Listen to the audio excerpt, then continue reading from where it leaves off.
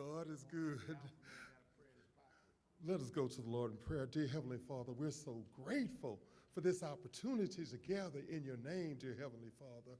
We're so grateful to have the national president in Shreveport, dear Heavenly Father, along with our mayor and other distinguished guests, dear Heavenly Father, that are fighting the good fight, dear Heavenly Father, and we thank you for them. We're reminded of the words of Lorraine Hansberry, who said, yes, yes, I care. I care because it costs too much not to care.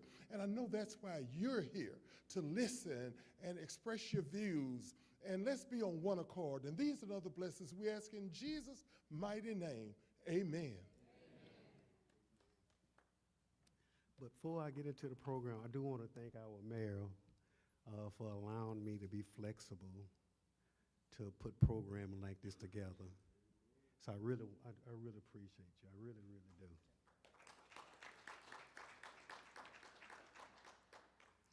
Well, I get the first couple minutes. Nothing can be accomplished without help. I don't care who you are or how gifted you are.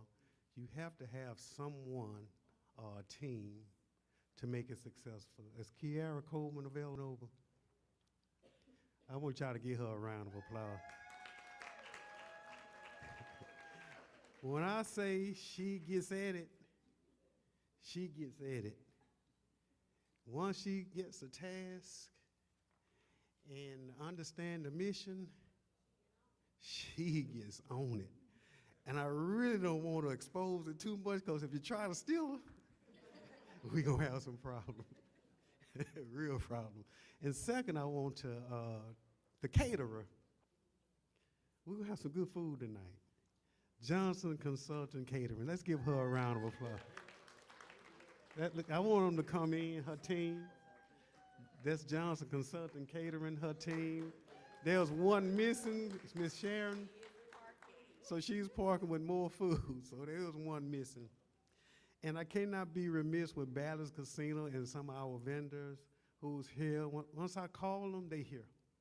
I really appreciate it. And I only mention their name, but McGinnis and can you, Bayou, that's right, McGinnis Brothers, you know, with Cattle Parish School. We have a few others that's here tonight. Please do business with them. We have insurance, ASG Insurance. She can handle all your insurance needs, not just life insurance. When you're in business, there's so many facets of insurance that you need to discuss, like workman's comp and stuff like that. I don't have my glasses, so I'm gonna try to read this. I'd like to welcome everyone to our annual Office of Fair Share Networking event. This annual event is where large and small businesses come together to forge lasting relationships, to help grow and develop our community and unite as one. We have to unite as one. You cannot accomplish anything, I promise you, I don't care how good you are. You have to unite. You have to team. You have to partnership, joint venture. Do not let those words be foreign to you. You're too small. All you're gonna do is complain. Join others. Don't be scared. We have a great program in store for you this evening. We have two of the most dynamic representatives in Louisiana. Mr. Sam Jenkins, our state senator. He is dynamic, I promise you. I've been knowing Sam over 30-some years. We're getting older together, Sam. And we have Ms. Tammy Felt, representative. She couldn't be here. But we need those individuals to represent us, to bring the bacon from South Louisiana. It's a battle. Mr. Mark, he know New Orleans want everything. No, I'm just messing with it. just having fun with it. Most powerful speakers and leaders in America. Mr. Mark H. Moriel. And as I told him when he was walking the door, I didn't get a chance to meet Martin Luther King. I heard about him, and I feel him in my heart and my spirit. I never met Ralph Abernathy. None of those leaders that I grew up in my heart and my spirit. But I got a chance tonight to meet Mr. Morrell. He is that serious of an individual. Believe me what I tell you. And he's going to get a chance to come speak to you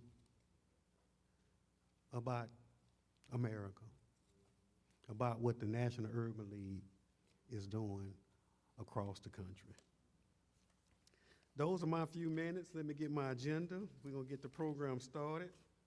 We're going to get our mayor of Shreveport to come up and talk to us about a little bit about Shreveport. Well, first let me say what an honor it is to have former Mayor Morrell here. He has a distinguished career, not just in government, but in other forms of public service, and we're grateful for you to be here. Also appreciate Representative Phelps' representative and Senator Jenkins. These are people that we work with, and they've done a great job for us in the legislature, and I just want to say how much I enjoy working with them in the legislature. This is I want to compliment Leon on the job that he does. He fights for minority contractors, and he cajoles, and sometimes he fusses. That's all a good thing, because sometimes change requires a little fussing, and Leon brings that about. So what we're trying to do in Shreveport is not only to create opportunity, but to create capacity. And so that's why the University of Fair Share is important. That's why the work that Leon is doing to build you up so that you can handle jobs. You know, our goal is for you not to be relegated all the time to subcontractor status, but that you grow enough to where you're going to be the contractors and you're going to be the primes on these projects, because that's when we know we've really made some significant progress. So that is our commitment to you. That's Leon's commitments to you. That's my commitment to you. So I thank you very much for being here. I enjoy it. I'm not going to hold up any longer, because we have very distinguished people for you to hear from. Thank you very much. Let's give our mayor another round of applause, because he truly is a good mayor. Truly and truly, I do appreciate him. We're going to have the chamber president who partnered with me a few years ago to give us this building. It's a beautiful building to use for our function. I really thank you, Tim, for that.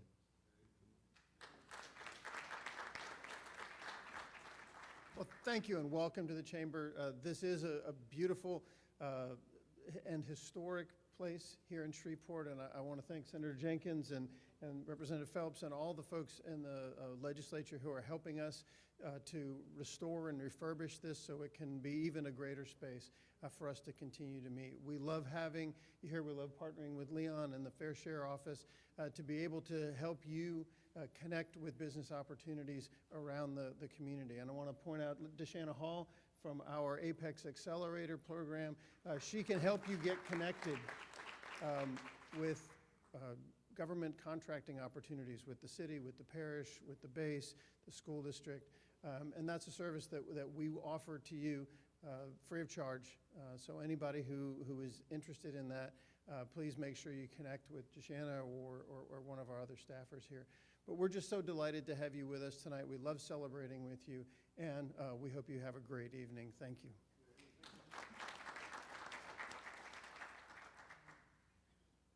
Okay, the program is moving on. Remember, the Chamber of Commerce is a very important tool to use in your business development. If you're not a member, please really, really consider it. You know, before we started this program, I talked about bridge over troubled water. You don't need a Lake Pontchartrain Bridge. You can swim it, right? Come on, who can swim that? government provided that, didn't it?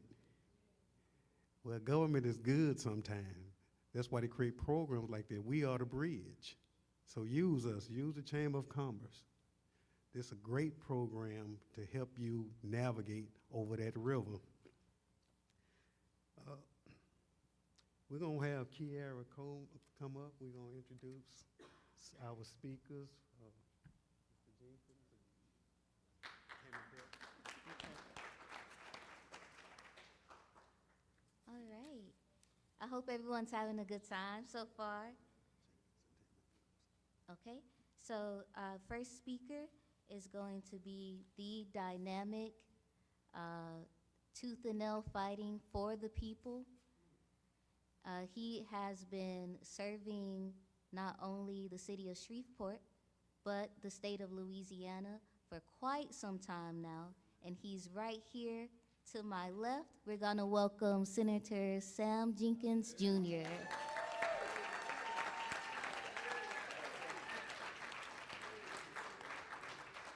Hey, good evening, everybody. What a way to start the holidays, right? To our mayor who's here today, to my good friend, Mark. We go back a ways. And it's certainly good to have you here in the city tonight. Look, I have said before, I have said continuously, I will say again, I've said early, I've said midday, and I've said at night. If you want to grow a small and emerging business, you must understand government contracting. You must invest some time in understanding the procurement process. That is why I certainly admire this administration and what you're doing to try to fulfill the Fair Share program. Mr. Wheeler, thank you so much. I certainly want to applaud him. The reporting that I've been getting, the reporting that I have been receiving is that the Fair Share goal is 25% participation. I understand it's at about 20% participation. I think that's a pretty significant leap. And the reporting that I've been receiving also indicates that through his efforts, through this Fair Share program efforts, somewhere in the neighborhood of 23 contracting has taken place. Yes. And the reason I'm saying that is it has not always been that way. I do want you to be aware of what we're doing at the state level. I did talk with Representative Phelps earlier today. She's in Mississippi, I believe, doing a presentation there. But I do want you to understand that we have really equipped our Louisiana Economic Development Program. We've really geared that up. There's a lot that's available, and I want you to be aware of it. Please go to that website. Take a look at what is being offered through LED, especially for small businesses. If you can get certified through that Small and Emerging Business Development Program, there are a lot of benefits in there, especially when you start talking about bidding and bonds that you need, funding that you need, loans that you need. There's a lot that is now being offered through LED that may not have been there before. We work and we connect with the Fair Share program and other local development agencies, other local economic development agencies around the state. But I want to make sure here at home that you understand that there are opportunities there. Go to the website, register your business if you can into that Small and Emerging Business Development Program. Look at what the benefits of it is. There will be some requirements, but do not let that discourage you. There are a lot of benefits that could come out of LED at this time. And I want you to know I'm doing everything I can to make sure that that come home. I think everybody in our delegation is doing what we can to make that come home. But there's an old saying, right? Okay? You could bring a horse to water, but you can't make him drink. Okay? So please, please take a look at that. I just want to use my few minutes to say that. I look forward to hearing from my dear friend who's here tonight and the things and the insight that he will be sharing with us. It's just a pleasure to be here with you tonight. If it's anything I can do through my office to assist you with economic development, to assist you with your business, to assist you with the growth of the benefits that we're putting in place, because I want to see the kind of people that I'm seeing in this room benefit from that. You're working hard from in the morning to night with your businesses. I want to make sure that you're getting the support that you need. So please feel free to reach out to me. We're here to help. We're here to serve. And thank you for allowing me to be one of your senators from here in Northwest Louisiana and to represent you. I do not take that for granted, and I do appreciate it. Thank you so very much.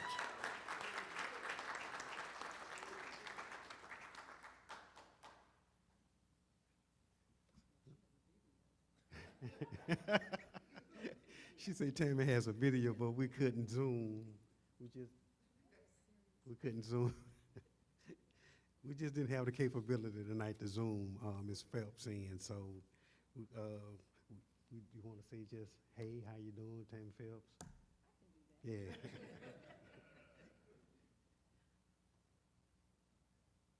I just want to say good evening to everyone. No, I am not Representative Tammy Phelps, but I am her assistant. So any way that our office can help you, regardless of the district, please reach out to our office at 318-862-3080.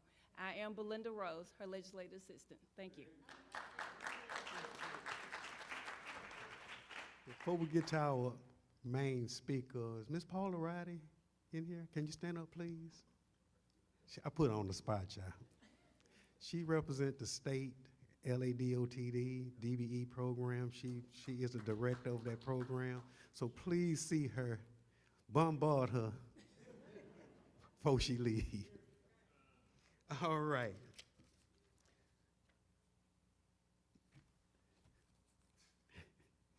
Thank you again for coming. I really appreciate it. I don't know what words to say again about our main speaker, but I think this is the highlight of my career, honestly. I've served for generals, military, and it's such an honor. God knows truth. So without further ado, we're going to get the president and CEO of the National Urban League to come up.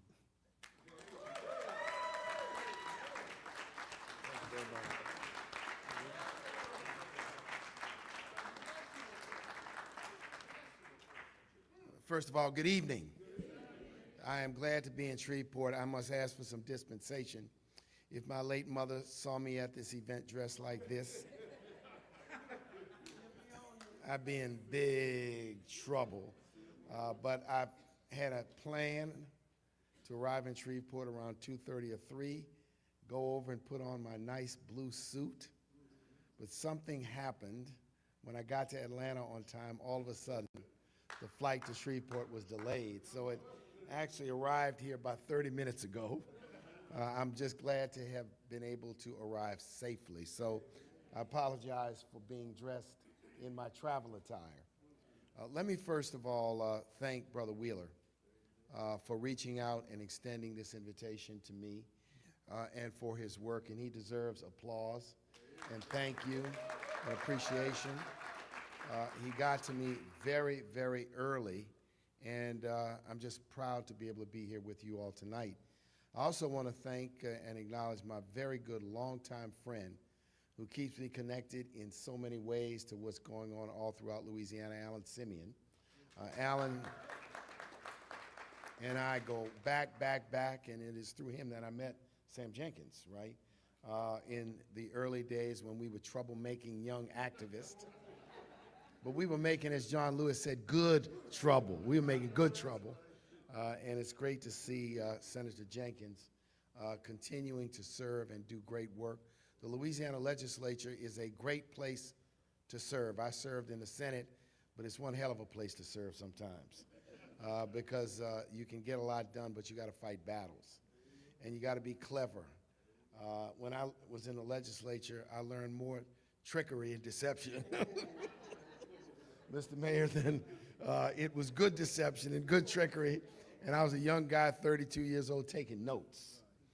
But I want to thank you for your service, and Representative Phelps, of course, not being able to be here, but please extend my good wishes. And to the mayor, I walked in and I said, this mayor knows what he's doing. He's got his picture in a prominent place in his airport. Mr. Mayor, that's the right thing to do. I said, there's the mayor. So congratulations to you, and thank you for being here this evening. May I begin with a little story? I want to tell a little story. It's a story I like to tell. I had the great fortune and benefit to go away to the University of Pennsylvania after high school in Philadelphia, and then later to Georgetown University Law Center. My parents at the time were very insistent. They were products of historically black universities, but they were frontline civil rights warriors. So they said to us, you will do what we could not do. You will go where we could not go after we have fought to open these doors. So I went to Penn, I went to Georgetown. Then I came back to Louisiana, and when I got back to New Orleans, you see, when you go up to places like Philadelphia, day one, when I went to the cafeteria as a freshman, I got there and I looked at the breakfast food and I asked the lady, where are the grits?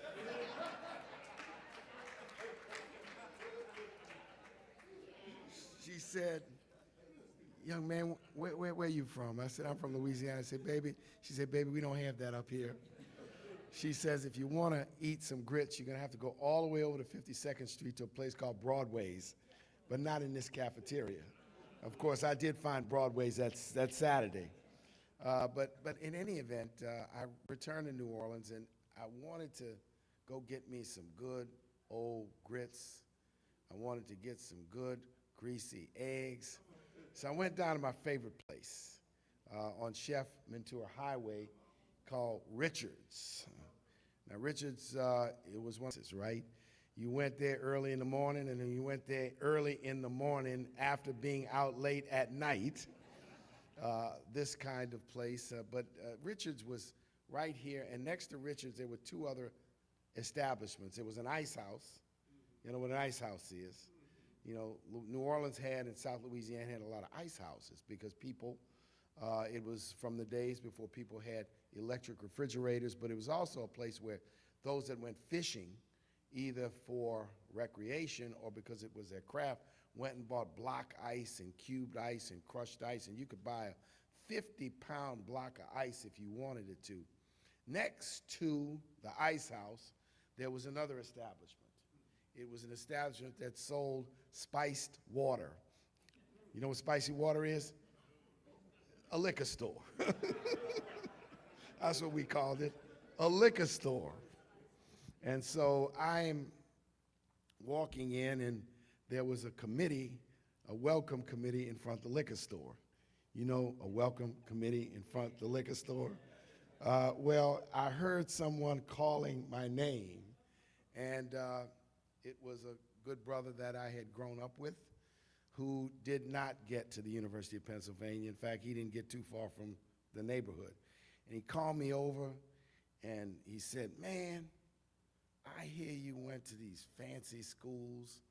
You went here and you went there. Now you're coming back here. He says, but guess what? I'm still smarter than you. I still know more than you. I'm still more intelligent than you. And I got a question for you. And if you can see if you can answer my question. So I step back. I say, shoot, brother. Go ahead and shoot. He says, what is the best nation on earth? I said, well, the best nation, of course, is the United States of America. He said, no, you're wrong. I said, well, maybe it's Saints Nation, because the Saints are going to play on Sunday, and we hope they win. He said, no, you're wrong. So I'm scratching my head. I'm thinking, what is this all about? I said, well, you know, I'm going to give up after 2. He says, no, try 3. I said, I'm going to give up after 2. He said, the best nation on earth is a donation. And you owe me a donation right now. It was a lesson about fundraising. The lesson was use humor. The second lesson was be direct. Ask for what you want. Let me also just set the context of tonight. I think learning about this Fair Share initiative and that this city does have a commitment to inclusion and participation is a very, very important thing in these times. There are those that are backtracking. There are those that are stepping away from this idea that this nation, this city, this state cannot stand divided. Nothing can move if it is divided. And I deplore the rhetoric of division, the rhetoric of condemnation, the rhetoric of I am better, you are less, I deserve, you do not. That is just not what 21st century America can be all about. It's great to be here with the leader of the chamber. Give him a round of applause. There was once a time when chambers wouldn't embrace an initiative like the Fair Share Initiative. It's important that he's here. And I know sometimes he may have some who may ask him, why do we support an initiative like this? I'm glad to see McInnes Brothers, Bally's. I will not be coming over there. I may come, but I will not partake and participate unless you I only invest in things where I'm guaranteed to win. Like the stock market, you know, I might get a little return, but at least I get something. But it's good that they're here too. Give them a round of applause, these business owners and the other business owners who are here, because their presence means that they're committed to this very important idea. The greater Shreveport region has nearly a $30 billion economy. $30 billion economy. And while some people sometimes look at communities like this and see a half-empty glass, I see, and you should see, a half-full glass, because a $30 billion economy is significant in terms of everything it represents and what it can mean for jobs, business opportunities, and economic development. And it is so important to see inside that 30 billion, who are the players, what are the sectors, and where are the opportunities for there to be future growth. And that's what Fair Share is all about participating in government contracting. But it must go beyond that, because it must penetrate the private sector. It must penetrate the sector of large nonprofits, museums, hospitals, universities, all who do business, all who do procurement, all who hire, all who contract. It's got to go beyond just the government sector. Government can be a leader, can be a, if you will, pace horse in this very important growth and development.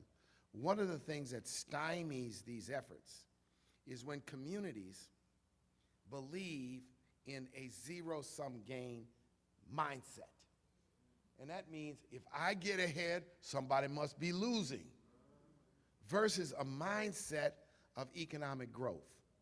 When we first brought the casino to New Orleans, many of the hotel owners in the city were opposed to the project. They were opposed to it because they thought, oh, if someone comes to a casino, they will not come to my restaurant. When someone comes to a casino, then they will not stay at my hotel. I said, who wouldn't want a Fortune 500 company to invest hundreds of millions of dollars and with it bring a $20 to $50 million advertising budget that's going to advertise for people to come to the city? They're going to want to do more than just go to the casino. They want to go to restaurants. They're going to want to go to attractions. They're going to want to go to the French Quarter. We overcame the mindset, but the mindset was stifling. And the mindset was even embraced by the editorial page of the local newspaper, which was living in a yesteryear mindset. Not a mindset of growing, not a mindset of bigger, but a mindset of protectionism. If you win, I lose. I can't see a world where if you win, I lose. So I've got to spend my time blocking you in order to protect what I have. Cities and communities with that mindset do not thrive and prosper. Look at Atlanta, Georgia. Look at Atlanta, Georgia. When Atlanta, Georgia, the Atlanta, Georgia of Martin Luther King and the Atlanta, Georgia of Maynard Jackson and Andrew Young, and they brokered a relationship with the economic power brokers in Atlanta and said, why don't we find ways we can work together? Atlanta now is a city, a metro area of 6 million people.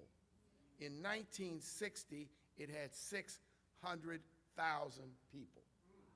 So they decided that our competitive advantage is going to be economic inclusion and a version of what you have here, which is fair share. So this message is an important message, Mr. Mayor, Mr. Chamber President, legislators, elected officials, for the community to embrace.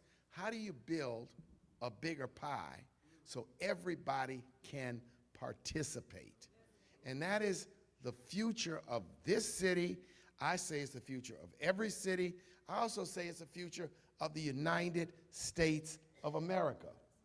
If we think that this nation can move forward by marginalizing people, then we are in for a rude awakening. Why? There are 1.5 billion Chinese. There are 350 million Americans. There are 1.5 billion people in India. 1.5 billion people in India. Take those two nations together, that's 3 billion people, 10 times as many people as we have in the United States of America, of all races, creeds, colors, and religions combined. For us to be strong as a nation, we have to make sure everybody is participating in the economy through jobs, through business participation, through business ownership. We can't get there with yesterday's mindset. We can't, and we won't. And politicians or business people that preach that gospel are preaching the gospel of failure and economic ruin. This is what is so central in a city like Shreveport with a fair share program that can be successful and grow businesses. Sometimes cities, when they think about economic development, they get hyper-focused on bringing somebody to town. And there should never be less than an aggressive effort to bring somebody to town. But one of the ways you grow is by growing your own, helping your own. In America, if every small business in America added 1 or 2 employees, we'd be at full employment. It doesn't take much. If every small business in America that's got 1 or 2 or 3 employees could double the number of employees, you'd be at full employment in the country. So growing our own, finding the talent, finding the businesses that have upward mobility, and giving them an opportunity to have more opportunity is a way you grow the economy. It is not to say don't go after outside investors and business investment. That, Mr. Mayor, that has to be done 24/7 and that morning, noon, and night to be attractive to go out and ask, to tell people you don't know Shreveport, come see Shreveport. Come see what we have. Come understand our quality of life and the things we have. Now, I just left New York. It was 19 degrees. I'm glad to be here. 19 degrees. And let me tell you, the sun goes away at 4:30 in the afternoon. That's what it's like. So it's dynamic. It's a big economy. But, baby, it's cold outside. I'll tell you that. So I think we need to understand what we have here, but how it fits into a much bigger context in this country today. And look, in this state, for too long, and I always deplored it, there was a mindset of the North versus the South. a mindset of New Orleans versus other communities. And I always thought it was short-sighted. We are not competing with each other. We're competing with Mississippi, Alabama, Georgia, and Texas. We're competing with other states. We're not competing with ourselves. In the legislature, when we found ways that the agenda of Shreveport as a city, the agenda of New Orleans as a city, Baton Rouge, Monroe, Alexandria, and Lafayette could come together to seek things in the legislature, it was an unbeatable coalition. An unbeatable coalition. And this kind of mindset, it can occur if leaders preach it. But if they preach the old 1900s mindset, us against them, you against me. If you get, I lose, then we all lose. The state has 5 to 6 million people. This state is not by population one of the larger states in the country. So it must be strong and unified in order to be able to punch above its weight. We got to punch above our weight to be able to compete. What do we have that's powerful in this state? We have a university system. Okay, we have great universities in this state. There's Louisiana State University, and there's Southern University. We have great regional universities in the state. We have a university system that attracts people, educates people from here, and also brings in people from outside of here. One of the key things is, with the university system, we got to create an economy that when they graduate, they can be employed. Graduate, they can start a business that's successful, that they're not running to Dallas and running. I go to Dallas, I go to Houston, they calling my name on the street. Half the people are from here, long as they don't root for the Cowboys. Right? Gotta keep y'all don't root for the Cowboys now. Maybe you can get away with it as long as they're not playing the Saints, right? But this is important, this idea of fair share also is a mindset around how you do business in the legislature, politically, and here on the local level. And you know, today we face some trends in the country which are disturbing. You know, there are attacks on progress that we've made as a nation. Attacks on progress that we've made as a state. The Civil Rights Act changed this state. The Voting Rights Act changed this state. It gave everyone an opportunity to sit at the table. You see, I, at 10 years old, had the opportunity to travel from New Orleans to Baton Rouge with my father. In May of 1968, he raised his hand to be inaugurated to the Louisiana State Legislature as the first black person to sit in that body since 1880. And I got to that Capitol as a 10-year-old boy, and I looked around in a whole sea of faces. The only black people I saw had a broom and a mop in their hands. Or they were women, black women carrying a coffee tray. Not a single person in any administrative level. So when I go to the legislature today, and I see not only blacks, but I see women in the legislature, staff directors, lawyers, department heads, lobbyists. My short life, soon to be a long life, I've seen the change. I've witnessed that change. And what I don't want to see is this state retrench. And it will retrench if somehow this Supreme Court undercuts the Voting Rights Act. It will retrench. And we don't want to go in that direction because everyone will lose. Some may think they will win, but they will not win. They'll win a temporary victory, a temporary psychological victory, but in the long run, we will all lose. Which is why we have to fight. We have to fight intelligently.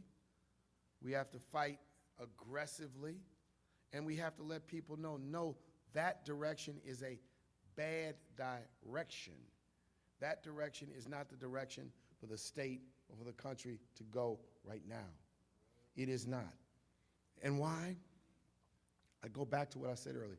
You can't compete on a global stage with these emerging economies if we are a house divided. We will not be able to continue this growth. We have a $30 trillion economy in the United States today. China's fast catching up. Fast catching up. On some measures, they may have grown ahead of us. They may have grown ahead of us. While we are cutting research, while we're cutting investments in science and biology, China is doubling down and producing each year 10 times more engineers than we produce. While we are cutting investments and make expensive by cutting the Pell Grant, making it harder for people to go to college or community college or technical school, all these nations are following a 20th century American model which says invest in your people and their education and your economy will thrive. We got to understand how we became the largest economy in the world. We came because we invested. We invested in education, the GI Bill, Pell Grant, guaranteed student loans, creating a Department of Education, helping people. Do you realize that if you go back almost 100 years in this state, the average educational attainment level of our people in this state, black or white, was 4th grade. 4th grade. And when we invested in people, when we invested in their education, the economy got better, not where it needs to be, not where we want it to be, but better. And this is the American story of the 20th century, investing in people. Do you realize that in the year 1900, 125 years ago, the average life expectancy for a black male was 35 years of age? For white men, it was about, and white women, it was in the high 50s. Because of investments in science, access to health care, medicine, better living conditions, now people can live into their 70s, 80s, 90s, and some of our folks are living past 100 now. That came because of an intention to make people healthier through investing in science and medicine and research and those kinds of things. It was intentional. When Huey Long became governor, 80% of the roads in Louisiana were dirt roads. He launched a road building program to begin paving state roads. He built that airline highway between New Orleans and Baton Rouge. And way back in the early days before I-49 was built, a north-south road was always being talked about. We've got to understand what these investments have done so that when people attack them and say we don't need to do them and they try to go in the other direction, we need to remember what things were like before those investments took place. Woodrow Wilson, President of the United States, 1918-19. He got sick. They didn't know what was wrong with him. The doctor came in, listened to his heart, did a physical examination. There was no blood test. There was no x-ray. There was no MRI. The man had had a stroke and they couldn't even diagnose it. President of the United States with the best doctors and the best health care available. That was the state of affairs. Now, if you're lucky to have health care, you go in, they do these examinations on you, they can tell you what's wrong with you, you get them, whether it's medicine, therapy, surgery, or whatever, or lifestyle changes. That's because we invested in the development of an MRI machine, an X-ray machine. That didn't just happen. It didn't fall from heaven. It was because we invested in those things that made life better. We invested in equity and equality with the civil rights movement to open the doors to institutions of higher education and jobs to all people. In 1965, there were no women serving in the Louisiana legislature of any race. There were no women who had ever been the president of a university or the president of a big company. And in those days, a woman could not even borrow money or sign a loan document, even if she had inherited millions from her daddy. The law said you got to have your husband do it. See, we sometimes have amnesia and forget how we have changed society. Maybe we didn't, because maybe our daddy, our mama, our granddaddies, that generation that went before, changed society so that we could live just a little bit better. Are we going to become complacent, apathetic, right? Forget and let it all slip back. See, when the debt comes due, your children and grandchildren will say, Mama and Daddy messed up. They let it all slip. And they'll be relitigating, refighting the battles of our grandparents and parents. See, this is what's at stake. This is not about politics. This ain't about red and blue. This is about common sense, survival, and quality of life. At least that's how I look at it. Because I think this is how we have to see it in America today. Fair share is more than a program. It's a value proposition to create opportunity for everyone to fulfill their God-given talents. To have, you want to build a business, you ought to have access to banks and loans and equity. You ought to have access to do business. You ought to not be closed out. And if you hustle and if you work, your business can grow.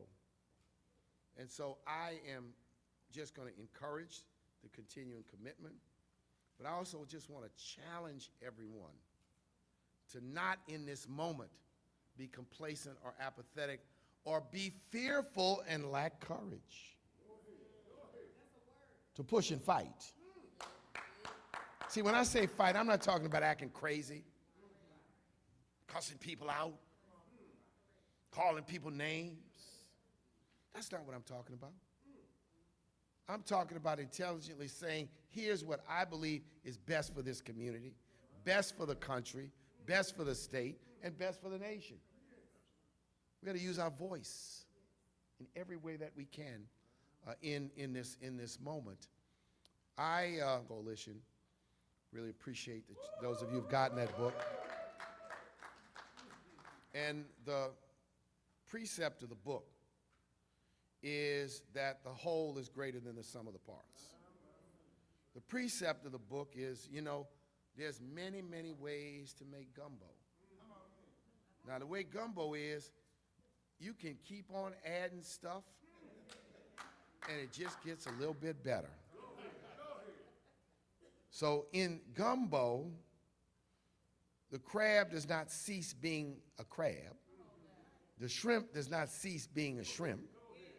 And the oyster and the okra and the chicken don't cease being, but because they're in the gumbo, they're way better than they'd be on their own.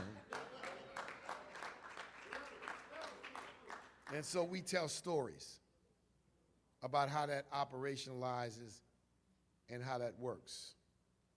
But it's a philosophy of trying to build a more united community, united communities, a united nation. And I think that the cities, Mr. Mayor, have the key. You see, it's in the cities that people have had to, from the beginning of cities, learn to work with each other.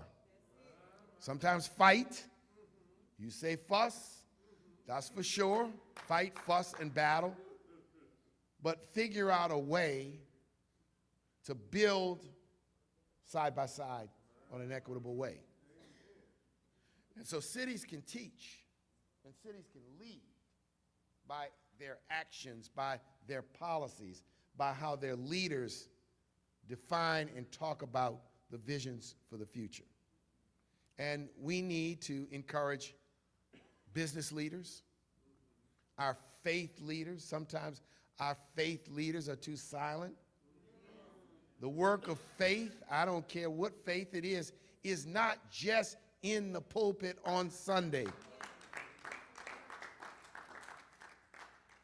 It's also being leaders outside. And I'm talking about faith leaders, not just black faith leaders, but our faith leaders from other communities. Because we expect you to bring a moral voice to the discussions in America.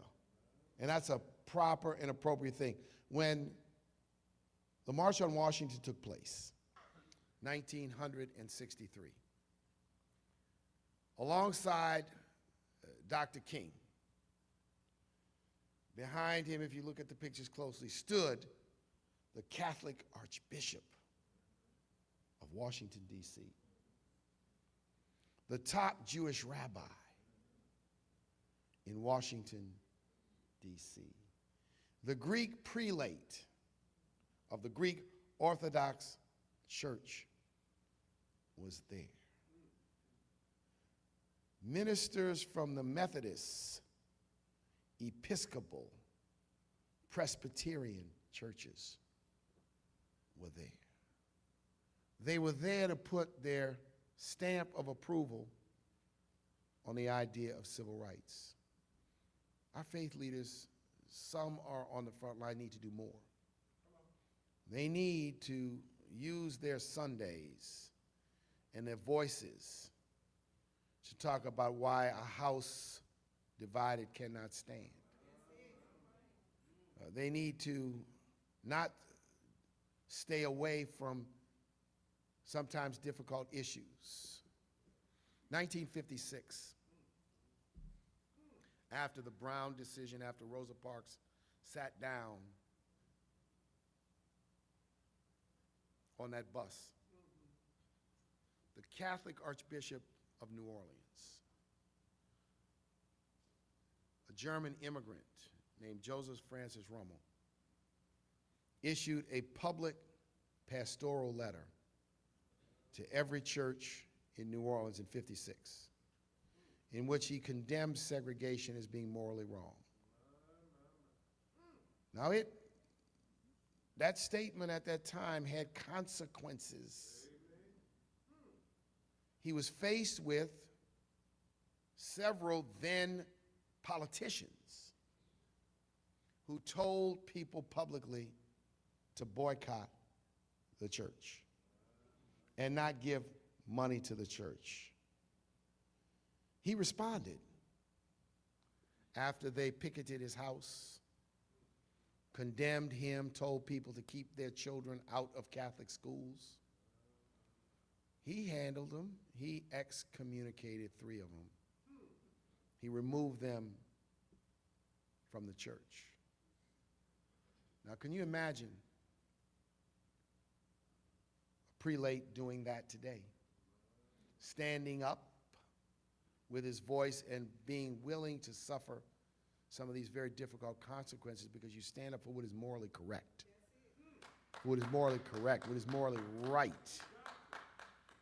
And in this moment, you know, I encourage, look, there's many ways to exercise leadership. Sometimes it's quiet, sometimes it's behind the scenes, sometimes it's through persuasion, sometimes it is public. Everybody has a role to play, and we must play that role in the way that you can play that role. But being silent and doing nothing and hoping and praying that somehow the storms will pass, things will get better, ain't gonna happen. It ain't never been the way. So I am honored to be with you today. I want to just leave you with the encouragement, with the sense of conviction, and with the idea that you have the power in your hands to make a difference here in this city and in this region, and to continue to find common purpose, common ground. Common purpose and common ground. And to always have courage, the courage of your convictions. So I want to thank Brother Wheeler, thank the city, thank the legislators, and it's just so great to see Brother Sam Jenkins in that body of 39 where I had a chance to serve. And I know we also have a representative of Cleo Field's office here. Where are you? Where she stepped up? He's across the hall, and Cleo and I served in the Senate together when we were the youngest two members, way back then, and it is good to see him serving, because I can tell you that seat in the 90s was unfairly taken away. It was, and I hope the Supreme Court doesn't go down that road another time. So once again, thank you very much. For the record, my name is Mark H. Morial, and I authorize this message.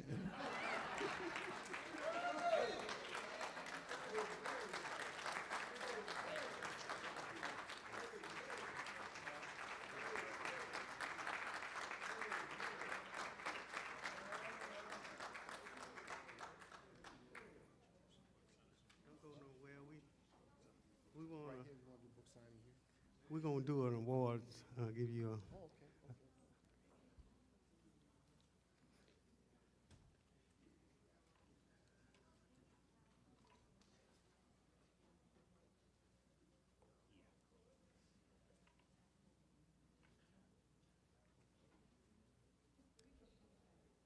All right, that was very impactful. One more time for our guest speaker here. Thank you. So we would like to present to Mark H. Morial the Leadership and Community Empowerment Award in recognition of your exceptional leadership, vision, and commitment to economic empowerment, equitable opportunity, and civic engagement. Your decades of service as mayor of New Orleans, as president and CEO of the National Urban League, and as an advocate for youth, justice, and community renewal have inspired countless individuals and advanced our common mission of fair and inclusive growth. Thank you for helping build stronger cities and even stronger futures.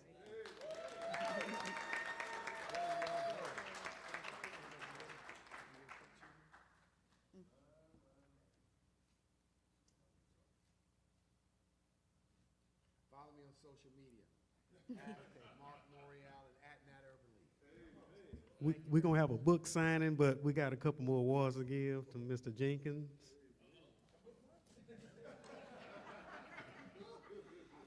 So for Senator Sam Jenkins Jr., the Legislative Leadership and Partnership Award, in appreciation of your steadfast leadership, partnership, and commitment to policies that expand access, inclusion, and opportunity across our city and state, your collaboration and support continue to empower Fair Share initiatives and uplift the communities we collectively serve. Thank you.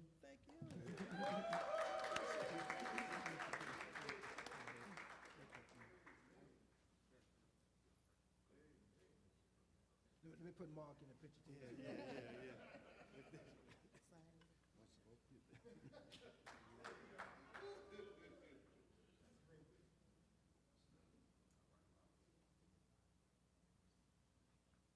Thank you, I appreciate it. All right. And for State Rep, Ms. Tammy Phelps. All right. So we have Representative Tammy Phelps for the Community Impact and Advocacy Award in recognition of your continued dedication to advancing equitable opportunity, championing small business growth, and supporting initiatives that strengthen Louisiana's communities. Your advocacy and leadership have made a lasting impact on local economies and the people you serve. Thank you, and the Community Impact and Advocacy Award goes to Representative Tammy Phelps. All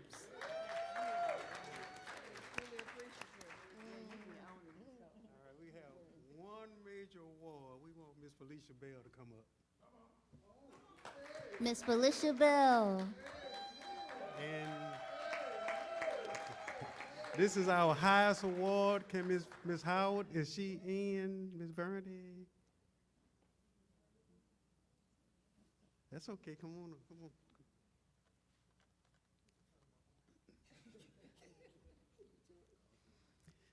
Each year, we have a group of individuals that work within the city to help us navigate the Office of Fair Share. And Miss Felicia Bell attends all our functions. She helps us with all the contracts through community development. She is Miss Everything when it comes to the Office of Fair Share. But can I have the mayor step up, please, if he don't mind? I like for him to be. We're gonna get in front of the podium on this one. Let's get in front of the podium.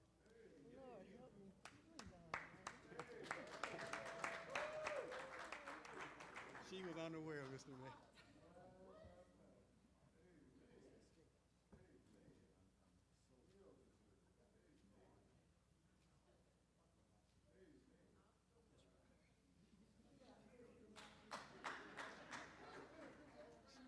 She is truly, truly, truly one of the tools to help us succeed in this particular program. And we really, really thank her for that.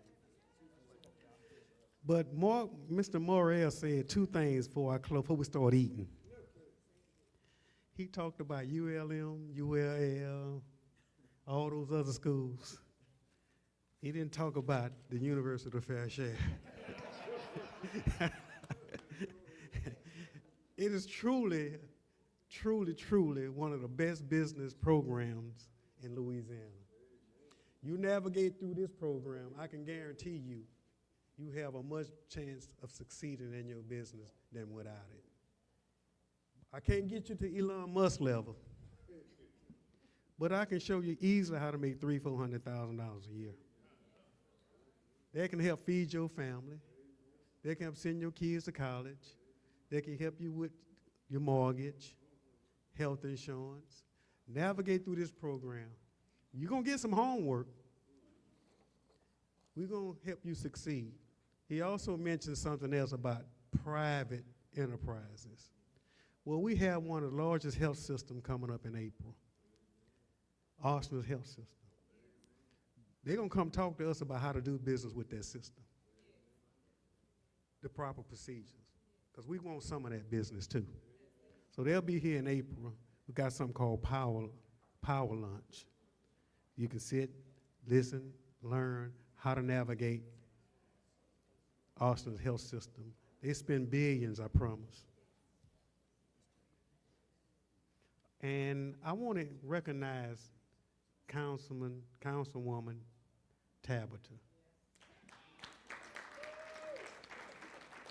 When I say an advocate, she is very fierce. Don't mess with Tabitha. She is a very serious person. She's a very giving person, but she's a very, could you mind coming up?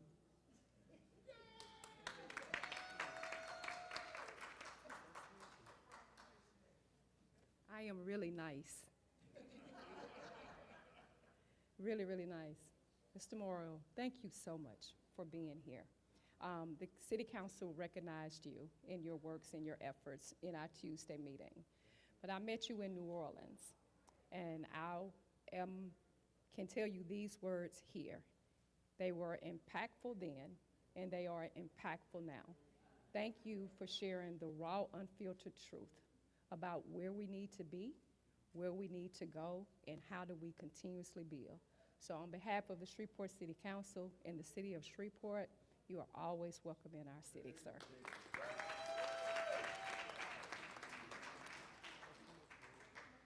I want to mention Craig Lee and Roy Burrell. You know, about 20, 30 years ago, these two individuals, along with myself, we picketed City Hall for this program. I lost a lot of money, Yeah, over $1 million. over $1 million, because I wanted a program like this here. So I sacrificed my children's education, their future. This is not nothing I'm just a job. I literally lost a lot. And it just, God just brought it full circle for me to lead it. I didn't ask for it, I promise. I was riding in my car and got a phone call asking what I want to lead this program. And I was faking. I said, give me 2 weeks to think about it.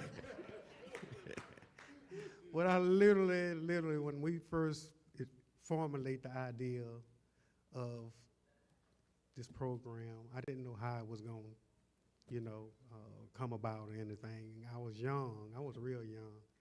And I was fearless. And I didn't realize all the bad things was going to happen to me and my family. And it did. It really did. It hurt me bad. But I'm glad to be here today. I'm in good shape. So I do thank everyone. I let Craig Lee say a couple words. I want Roy Burrell to say a couple words. Come on, Roy.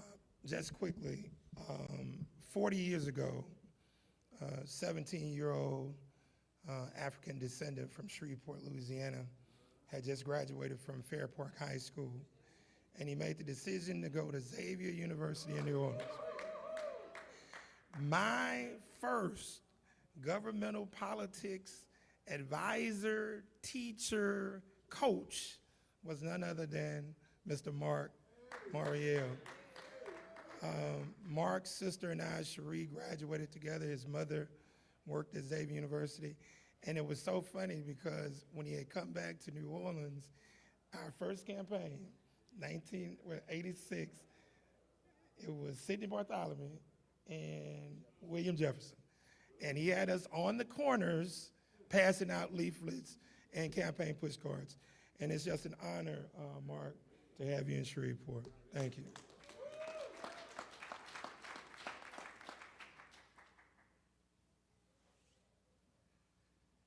Good evening. I'll just say a few words here. The Fair Share program has been around for some time. Matter of fact, I was one of the first authors of the Fair Share program here in Shreveport. We brought it from Dallas, Texas, and brought it here and sort of rewrote it to fit our particular city. And it has gone up and down, Mr. Mayor, but at least it's still here. I'm really surprised that it's still here. But it appears to be more effective than when we were here, when we were working on it. That was during the time of Joe Shine and Hillary Huckabee. And those were some of the trailblazers that helped bring Fair Share to Shreveport. So again, I appreciate the opportunity. You've done a wonderful job with it, and I hope you continue. Let me say you something about Mark. My former in-laws and Mark from the same neighborhood. So I knew Mark at a time when he was just running around with his nose snotty. So I'm a little older than Mark, but he has done a lot of great things. Thanks. Thank you. All right. It's been a great program. It's time to eat. What you guys think? We're going to go ahead and just mingle. We're going to network, and we're going to enjoy ourselves. Tim say we got to 9 o'clock, to what time? To at least 9 o'clock. So, all right, let's end the program. Thank you, everybody. Oh, wait a minute. We got door prizes. Hold on a minute. We got some gifts to give away. We're going to start with ballots first. You going to come up? we got a Ballard's gift, one of the best gifts. I wish I could win it. You gonna come up? Gonna let her read the number from Ballard's. Give it to her.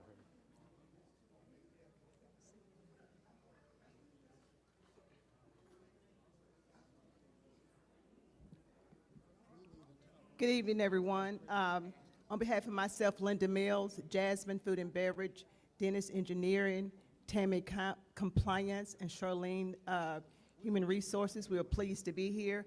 And I would like to challenge Mr. Morrell. I would like to challenge you. You made a statement that you would not be coming to visit us. And as you said in your speech, everybody wins at Ballard's Casino, okay? I'm gonna come and have fun. I'll come hang out, right? Okay, it's more than the gaming. We have food, the experience, and the experience is priceless. So we're gonna both win, right? I listened, and we do have spicy water. Okay. Okay, the door prize. Does everyone have their ticket?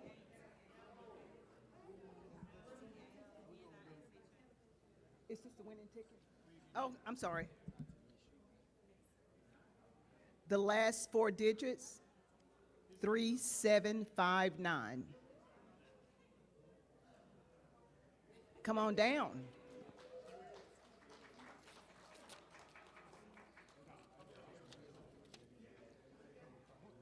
You have dinner for 2 at the Vintage Steakhouse, a $200 value, so just follow the instructions and we look forward to seeing you. What's your name? Congratulations, Crystal.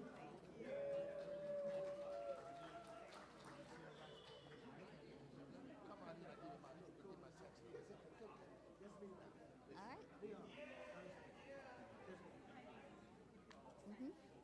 That's it. All right, that concludes our program. Please feel free to mix, mingle, have a good time. Not a long time. We're here for a good time, not a long time.